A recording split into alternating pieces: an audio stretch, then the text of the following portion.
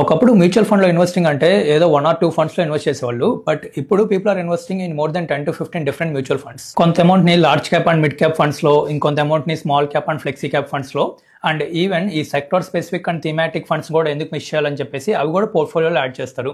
At the end ఏమవుతుందంటే indirect గా stock market లో ఉన్న ఆల్ 5,000+ స్టాక్స్ లో ఇన్వెస్ట్ చేసినట్టు అవుతుంది అనమాట. ఇలాగా ఎక్కువ మ్యూచువల్ ఫండ్స్ లో ఇన్వెస్ట్ చేసే ట్రెండ్ ఈ మధ్యన ఎందుకు ఎక్కువ అవుతుందంటే ఎవ్రీ వీక్ ఏదో ఒక న్యూ ఫండ్ ఆఫరింగ్ లాంచ్ అవుతుంది అండ్ బ్రోకర్ ప్లాట్ఫామ్స్ కాన్స్టెంట్ గా మెసేజెస్ పంపిస్తూ ఉంటారు or notification saying that this fund is launching and it give you more returns అనేసి.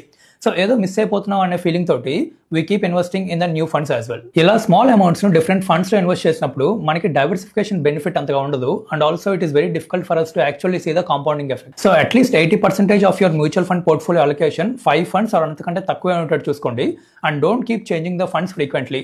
First of all exit loads ఉంటాయి and secondly it is not swing trading to move from one stock to the other stock. It is long term passive investing.